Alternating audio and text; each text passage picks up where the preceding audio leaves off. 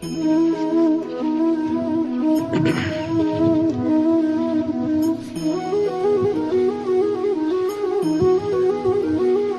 Everyone, welcome to asset B channel. This is Aditya Singh your asset and you are my favourite B.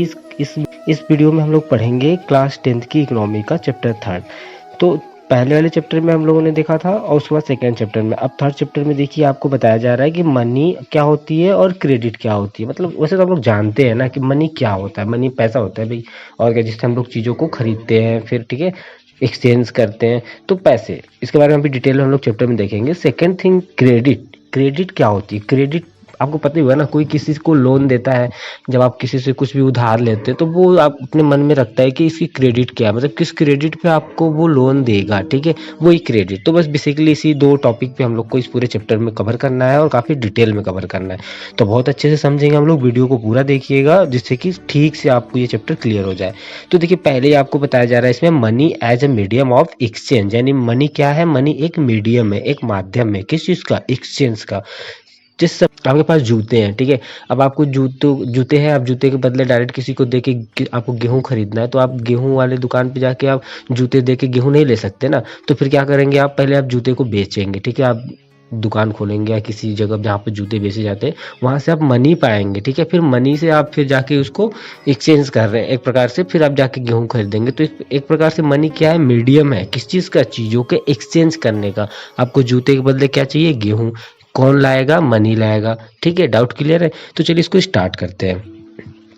The use of money spans a very large part of our everyday life. Look around you and you would easily be able to identify several transactions involving money in any single day.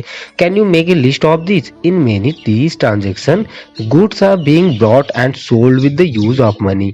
In some of these transactions, services and are being exchanged with money. For some, there might not be any actual transfer of money taking place now, but a promise to pay money later. मतलब ये कि जो ये मुद्रा है, जो ये आपका मनी है, इसका यूज हम लोग डे टू डे लाइफ में एक बहुत बड़ा हिस्सा हमारे बन के रखा है।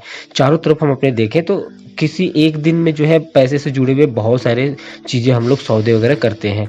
क्या आप इनकी एक सूची बना सकते हैं? बहुत से लेन देन में आप देखेंगे कि जो पैसा है इसके जरिए वस्तुओं को खरीदा और बेचा जा रहा है। कुछ ऐसे लेन देन में जो है मुद्रा के बदले सेवाएं भी दी जाती हैं। तो कुछ मामलों में हो सकता है कि लेन देन होते समय क्या होता है कि उस समय मुद्रा का कोई जो मनी है उसका कोई आदान प्रदान ना हो, बाद में भुगतान करने का वादा किया जाता हो।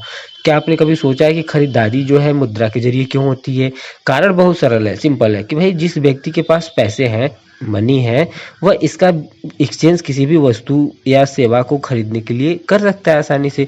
इसलिए हर कोई जो है मनी के रूप में भुगतान लेना पसंद करता है। फिर उस पैसे का जो है इस्तेमाल अपनी ज़रूरत की चीज़ों को खरीदने के लिए करता है।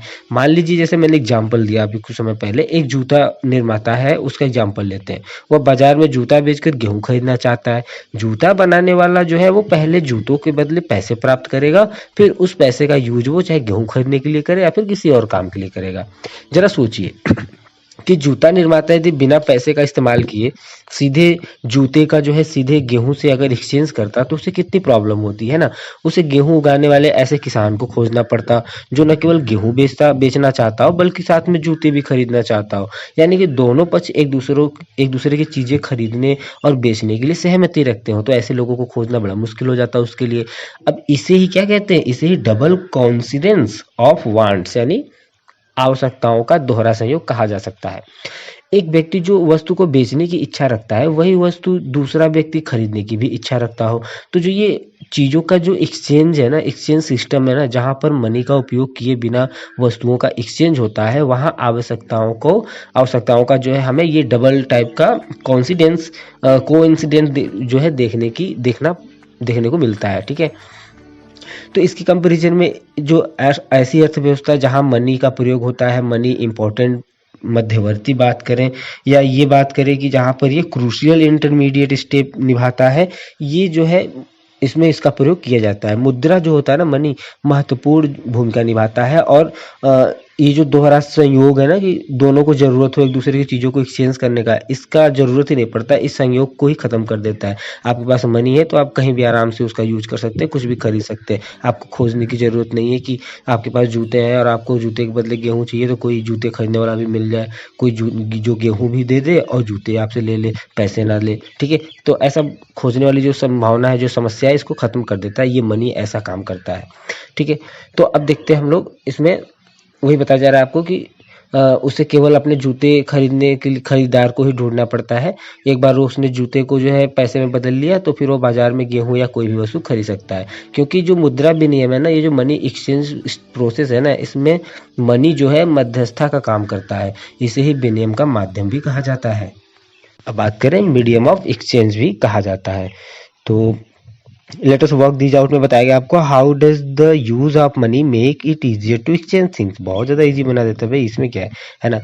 Can you think of some example of good services being exchange और which being paid through barter. Barter मतलब बाद में, ठीक है, जहाँ पर चीज़ों का जो है जो होता है वो बाद में हम उसका पेमेंट करें, तो ऐसे बहुत सारी चीज़ें। अब हम लोग देखेंगे जो आधुनिक फॉर्म है मनी का हमारे इस जमाने में क्या किस तरह का मतलब पैसे चलता है, मुद्रा का मॉडर्न फॉर्म क्या है, आधुनिक रूप क्या है। तो हम लोगों ने हिस्ट्री में बहुत पिछले वाले क्लास से बहुत ज्यादा पढ़ते आ रहे हैं कि पहले क्या चलता था। ठीक है, we have seen that money is something that can act as a medium of exchange in transaction. Before the introduction of coins a variety of object was used as money. यानी हमने देखा है कि मुद्रा एक ऐसी चीज है, ये मनी जो लेन देन में जो है एक्सचेंज का माध्यम बन सकती है। सिक्कों के चलन से पहले तरह तरह की चीजों को मनी के रूप में यूज किया जाता था।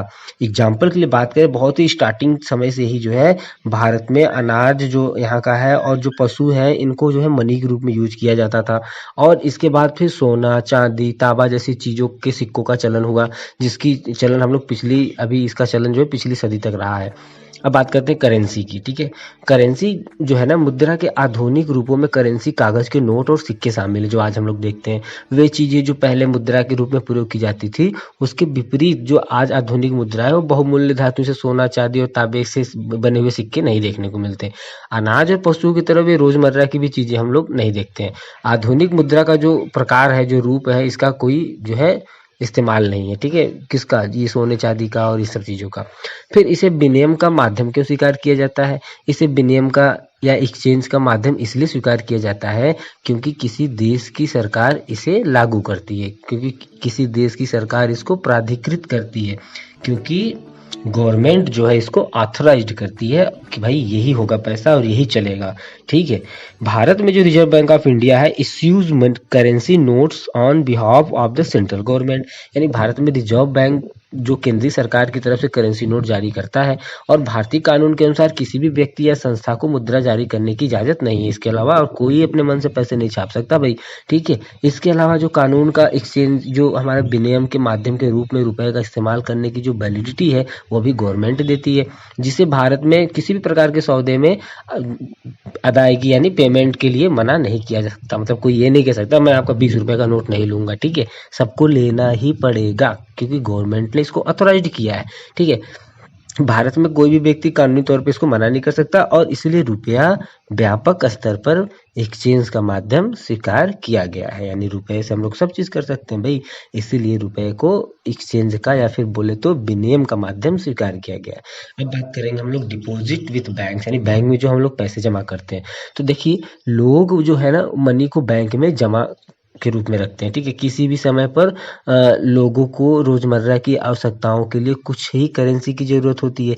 एग्जाम्पल के लिए बात करें, हर महीने के आखिर में वेतन जो पाने वाला मजदूर है इसके पास अतिरिक्त नगद भी होता है। ठीक है, तो लोग इसके अतिरिक्त नगद का क्या करेंगे भाई, तो वे इसे बैंकों में अपने नाम से खाता खोल के जमा कर देते हैं। बैंक ये सारे पैसे जमा भी कर लेता है, इस पे इंटरेस्ट भी देता है ब्याज देता है। तो इस तरह के लोगों का जो धन है ना वो बैंकों के पास सुरक्षित भी रहता है और इस पे इंटरेस्ट भी मिलता है।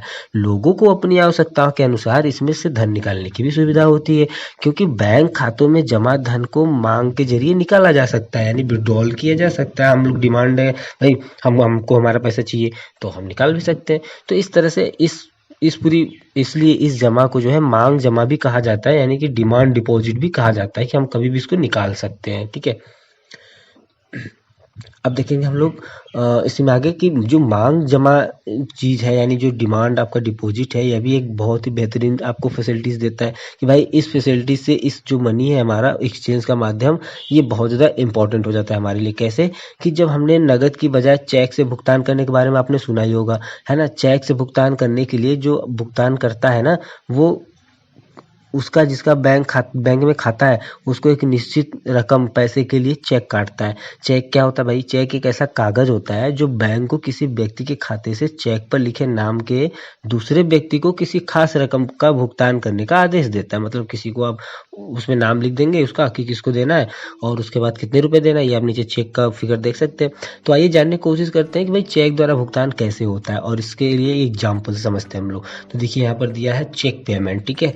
तो जूता निर्माता मान लीजिए एम सलीम को चमड़ा आपूर्ति के लिए भुगतान करना है, जो उसने चमड़ा खरीदा है जूता बनाने के लिए, तो उसको पैसे देना है। तो इसके लिए वो एक विशेष रकम का चेक लिखता है, यानी जूता निर्माता जो है वो अपने बैंक को चमड़ा आपूर्ति को यह रकम देने का आदेश देता है कि भाई चमड़ा आपूर्तिकर्ता जो है यह चेक ले जाकर अपने बैंक खाते में जमा कर देगा, तो इतने पैसे उस चेक देने वाले के खाते से कट जाएंगे और उसके खाते में डिपॉजिट हो जाएंगे, बिना यह लेन देन के ही, बिना कैश के ही, बिना पैसे दिए ही, केवल कागज ही हो गया।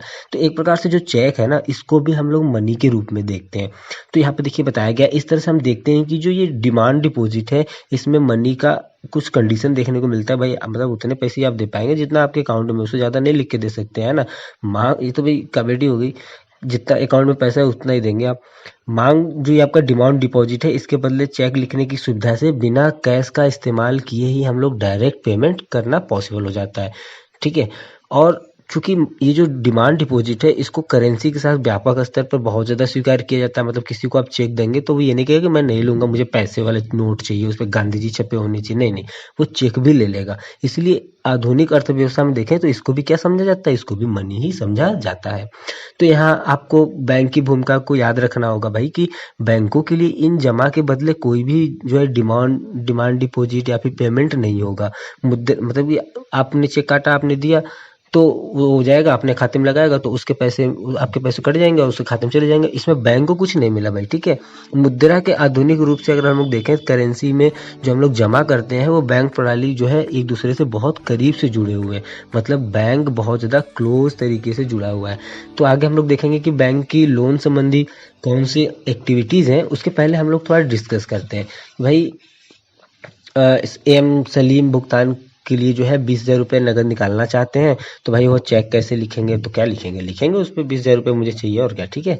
और यहाँ पर देखिए बताना है कि आपको सही पर टिक लगाना है। तो मान लीजिए सलीम और प्रेम के बीच में लेन देन होती है, ठीक है। उसके बाद क्या होगा भाई? सलीम के बैंक खाते में शेष बढ़ जाएगा, यानी जो उसका बचा हुआ पैसा है उसमें से बढ़ जाएगा, और जो प्रेम के बैंक में खाते में शेष बढ़ जाता है। भाई दोनों खाते में कैसे बढ़ जाएगा? किसी एक के खाते से कटेगा तो दूसरे में कम होगा, एक में बढ़ेगा। तो ये पहला वाला तो गलत हो गया, बाकी नीचे के दोनों सही है, ठीक है।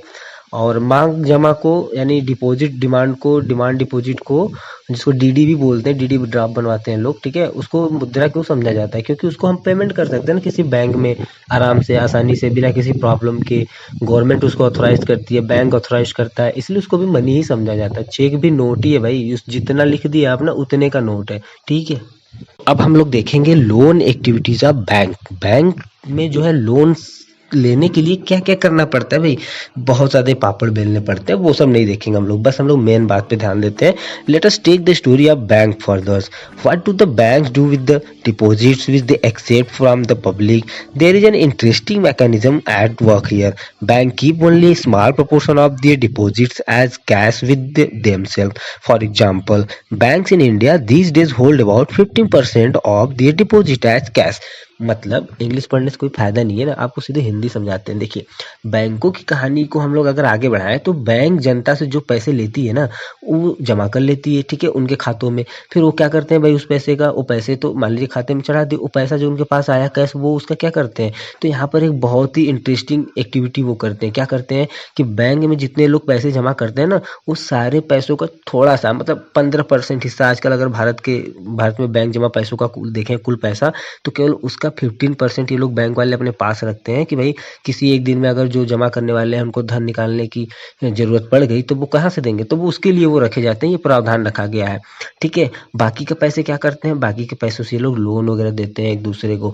देखिए चूंकि किसी एक विशेष दिन में केवल कुछ ही जमाकर्ताओं को जो पैसे जमा करते हैं वो कुछ ही लोग जाते हैं निकालने के लिए, इसलिए बैंक इतने 15% वाले पार्ट शेयर से ही वो काम चला लेता है, उतने से ही लोगों को दे देता है। कभी कभी कम भी पड़ जाता है तो मंगाना भी पड़ता है बैंक को दूसरे बैंक वाले ब्रांच वगैरह से।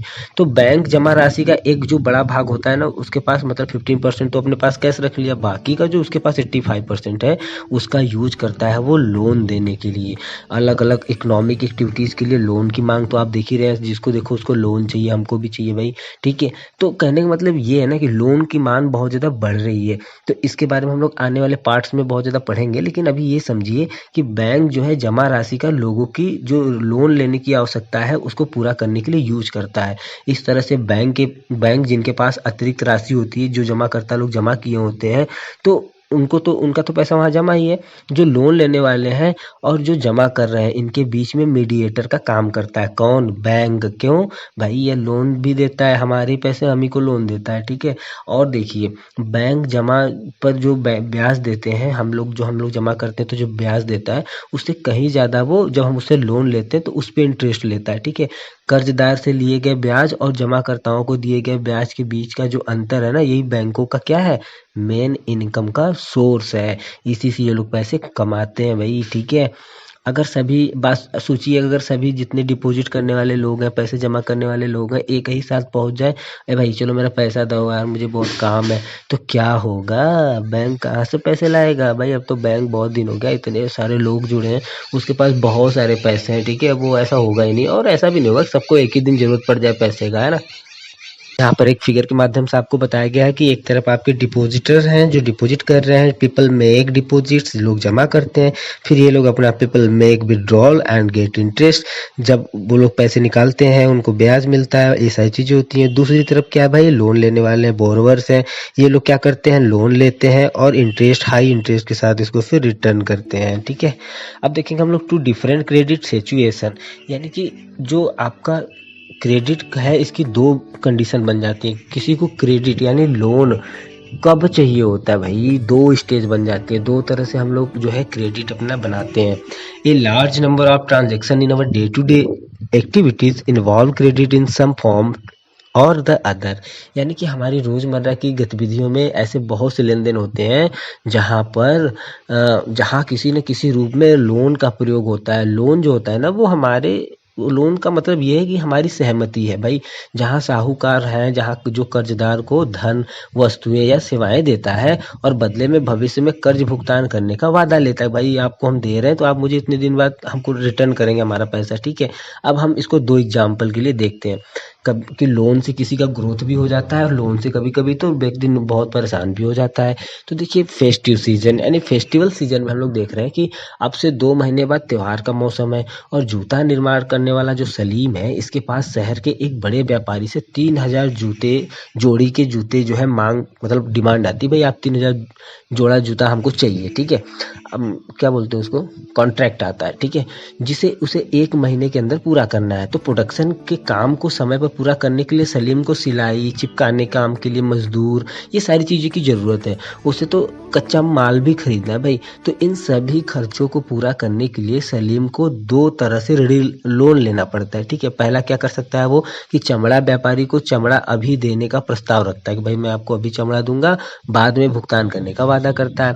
दूसरा वह क्या करेगा कि इस बड़े व्यापारी से 1000 जूतों के लिए एडवांस में ही पैसे ले लेगा कर्ज के रूप में और कहेगा भाई महीने खत्म होने तक मैं आपका जो ये ऑर्डर है 3000 जूते का उसको भी दे दूंगा और आप मेरा फुल पेमेंट कर दीजिएगा। ये दो रास्ते हो गए उसके पास। तो महीने का आखिर में सलीम क्या करता है कि जूते पहुंचाने में कामयाब हो जाता है और अच्छा खासा उसको प्रॉफिट भी होती है और वो उधार जो भी कुछ लिया रहता है मनी, उसको भी आसानी से पेमेंट कर देता है। तो यहाँ पर हम लोग देख रहे हैं कि सलीम प्रोडक्शन के लिए जो उसकी कार्यशैली है उसको पैसे की ज़रूरत थी। पैसे को लोन के द्वारा जो पूरा करता है वो लोन लेके कंप्लीट करता है, पैसे की जो कमी है। तो लोन से उसका प्रोडक्शन के जो कार्य हैं उसमें के खर्चे हैं उस समय को पूरा करने में मदद मिलता है। मतलब जितना समय में वो चाहता था उतने समय में लोन लेने से उसका काम बन गया और वो अपनी कमाई भी बढ़ा लिया। इस प्रकार से लोन एक इम्पॉर्टेंट और पॉजिटिव टाइप का इफेक्ट उसके लिए देता है। अब देखते हैं सेकंड, ये है आपकी स्वप्ना जी, ठीक है। इनकी क्या प्रॉब्लम है भाई, एक छोटी सी किसान है ये, अपनी और 3 एकड़ की जमीन पर मूंगफली उगाती हैं, ठीक है। आपको मूंगफली खाने में अच्छा लगता है, मुझे तो बहुत अच्छा लगता है। तो ये उगाती हैं, तो चलेंगे इनके पास, हम लोग मूंगफली खाएंगे, उसके पहले देखेंगे इनकी प्रॉब्लम, ठीक है। मूंगफली उगाती हैं तो इस उम्मीद पर ये फसल तैयार होने पर कर्ज लेती हैं कि भाई जब फसल तैयार हो जाएगी तो मैं उसको पेमेंट कर दूंगी। खेती के खर्चों के लिए बात करें तो ये साहूकार से लोन लेती हैं। फसल पर अगर बात करें, कीटनाशक के कारण, कीटनाशक ये जो कीट है ना, ये सब आके वार शुरू कर देते हैं और हमले कर देते हैं, इनकी फसल खराब हो जाती है। लेकिन जो स्वप्ना है ना, इनकी फसल पर महंगी कीटनाशक दवाइयाँ छिड़कती हैं, लेकिन फिर भी कोई खास फर्क नहीं पड़ता, बेचारी का पूरा पूरा दवाई में ही पैसा खत्म हो जाता है, फसल भी नहीं तैयार होती है। तो वह साहूकार का कर्ज लौटाने में असफल हो जाती है और साल भर के अंदर यह कर्ज बड़ी रकम बन जाती है, क्योंकि लोग तो लोन कैसे देते हैं, ब्याज पे देते हैं। तो अगले साल जो स्वप्ना की खेती के लिए दोबारा फिर से उधार लेती है स्वप्ना, और इस साल फसल सामान्य रहती है, लेकिन सामान्य रहने का मतलब इतनी अच्छी कमाई नहीं होती कि वो अपना सारा कर्ज वापस कर सके। वो कर्ज में फंस जाती है, उसे कर्ज को चुकाने के लिए अपनी जमीन का कुछ हिस्सा जो है बेचना पड़ जाता है। तो क्या देख रहे हैं आप लोग, यहाँ पर एक तरफ लोन से जहाँ वो सलीम जूते बना के अच्छा खासा अर्निंग कर लिया, वहीं कहीं यहाँ पर ये आपकी स्वप्ना है जिन्होंने लोन लेने के बाद और ज़्यादा परिस्थिति खराब होने के कारण कर्ज में दब गई और अपने जमीन का कुछ हिस्सा भी इनको बेचना पड़ा। तो भाई जो ग्रामीण क्षेत्रों में क्रेडिट है ना, ये मुख्य मांग जो है फसल उगाने के लिए होती है, क्योंकि गांव में मैक्सिमम लोग एग्रीकल्चर से जुड़े होते हैं। फसल उगाने में जो बीज है, आपके खाद है, कीटनाशक दवाएं हैं, पानी, बिजली और जो उपकरण है, इक्विपमेंट्स है, इनके इनके मरम्मत पे, रिपेयर में भी बहुत ज़्यादा खर्च होता है। तो इनको खरीदने के लिए, फसल की बिक्री होने के बीच में कम से कम 3-4 महीने का समय लग जाता है। तो आमतौर पर जो किसान है वो सीजन के स्टार्टिंग से ही फसल उगाने के लिए उधार ले लेते हैं और फसल तैयार होने के बाद वापस कर देते हैं। तो ये जो लोन की जो पेमेंट है ना, ये मुख्यतः किस पे डिपेंडेंट है, फसल की कमाई पर। अगर फसल तैयार हुई तो ठीक, नहीं तो भैया राम राम। तो स्वप्न के मामले में देखें अगर हम लोग, तो फसल बर्बाद हो जाने के कारण उसका जो पेमेंट है लोन का, वो इम्पॉसिबल हो गया, वो कर ही नहीं पाई। उसे कर्ज उतारने के लिए अपनी जमीन का कुछ हिस्सा भी बेचना पड़ा। तो लोन ने स्वप्ना की कमाई को बढ़ाने के बजाय उसकी स्थिति बहुत ज्यादा बुरी कर दी। इसे आम भाषा में कर्ज जाल कहा जाता है, डेप्ट ट्रैप, ठीक है। तो यानी credit in this case pushes the borrowers into the situation from which recovery is very painful. यानी इस मामले में ऋण जो है ना, जो लोन है, कर्जदार जो लिया है कर्जा, उसको ऐसी परिस्थिति में ढकेल दिया भाई जहां से उसका बाहर निकलना बहुत ज्यादा कष्टदायी हो जाता है। तो एक स्थिति में हम लोग ने देखा कि भाई जो लोन है वो इनकम बढ़ाने में हेल्प कर रहा है, जिससे व्यक्ति की स्थिति पहले से अच्छा हो गया। लेकिन दूसरी स्थिति में फसल बर्बाद होने के कारण जो लोन है वो व्यक्ति को अपने ही जाल में फंसा देता है। स्वप्ना को कर्ज उतारने के लिए अपनी जमीन का एक हिस्सा बेचना पड़ता है। तो इससे साफ हो गया कि उसकी स्थिति पहले की तुलना में और ज्यादा बुरी हो गई। लोन उपयोगी होगा आपके लिए या फिर नहीं होगा, यह परिस्थिति के खतरों, हानि होने पर प्राप्त सहयोग की संभावना पर निर्भर करता है। कभी कोई फसल खराब हो जाती है तो गवर्नमेंट कुछ हेल्प देती है ना, कर्ज माफ करने का, अगर आप सरकारी बैंकों से वगैरह से लोन लिए हैं तो इस तरह से चीजें हैं। तो यहाँ पर आपको डिस्कस करने के लिए कहा जा रहा है कि भाई इस टेबल को पूरा करिए। एक तरफ सलीम है, दूसरी तरफ स्वप्ना है, इन्हें लोन लेने की आवश्यकता क्यों पड़ी, इसे आप कर सकते हैं। जोखिम क्या था सलीम के सामने और स्वप्ना के सामने, इसको भी आप कर सकते हैं। परिणाम क्या हुआ, सलीम मस्त, स्वप्ना दुखी, ठीक है। अब देखते हैं हम लोग लोन की कंडीशन क्या क्या होती है। टर्म्स ऑफ क्रेडिट, कोई आपको लोन कब देगा, नाम से दे देगा, नहीं। जो भी लोन होती है ना, लोन जो है आपको मिलती है भाई कि गारंटर के तौर पे आपके पास कुछ ऐसी प्रॉपर्टी होनी चाहिए, जितना आप लोन ले रहे हैं, जब आप लोन ना चुका पाए तो जो लोन आपको दे रहा है वो प्रॉपर्टी आपसे वो ले सके, आपका साइन चाहिए होता है। मतलब बहुत सारे प्रोसेस हैं, ठीक है। तो जितने भी लोन है ना, इसमें ब्याज का दर फिक्स किया जाता है पहले कि आप कितने ब्याज देंगे मुझे इस पैसे के बदले, जिसे कर्जदार महाजन को मूल रकम के साथ अदा करता है। इसके अलावा उधारदाता जो होता है ना, जो लोन दे रहा है, उसके लिए कोई समर्थक भी होना चाहिए। मतलब गिरवी रखने के लिए कोई चीज़ होता है ना, कि आप ये इस चीज़ मेरे पास गिरवी रख दीजिए, फिर आराम से आप लोन चुकाइए, नहीं चुकाएंगे तो मैं इसको ले लूंगा इतने समय में, है ना।